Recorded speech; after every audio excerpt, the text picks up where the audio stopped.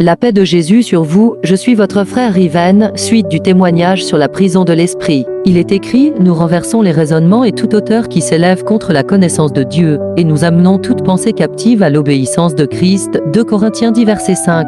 Alors que j'avais un penchant pour les travaux scientifiques du mathématicien Fibonacci, le Saint-Esprit se mit à m'enseigner que je ne devais pas donner mon cœur à ces théories mathématiques. Le Saint-Esprit ouvrit ma vue spirituelle, je voyais la suite de Fibonacci, à chaque valeur qui était donnée à l'indice du terme de cette suite correspondait à la fin du terme un nombre. Quand le nombre apparaissait, à ce nombre correspondait le nombre de personnes qui devaient mourir. Alors que j'étais choqué de ce que je voyais, le Saint-Esprit me disait, la suite de Fibonacci est un autel sacrificiel, et beaucoup sont des meurtriers pour avoir mis en application cette suite de Fibonacci dans leur ignorance. Je regardais encore et voyais une autre valeur du terme de cette suite, et à cette valeur correspondait aussi le nombre de personnes qui étaient programmées pour mourir. J'étais troublé par cette réalité, je n'aurais jamais imaginé que les mathématiques avaient une dimension de destruction. Quand le Saint-Esprit ferma ma vue spirituelle, je suis resté longtemps dans ma chambre à réfléchir de tout ce que j'avais vu.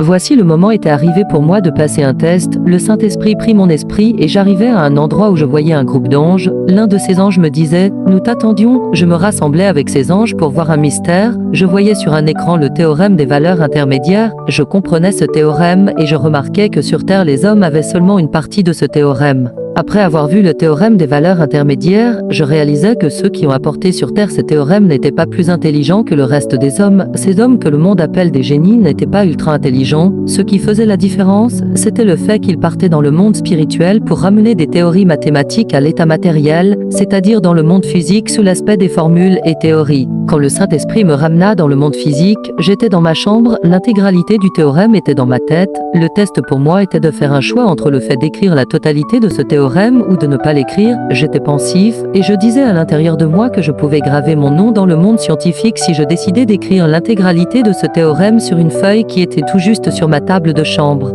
Mais j'ai fini par dire non et j'ai fait le contraire de ce que je voulais car la volonté de Dieu est toujours opposée à la volonté des hommes.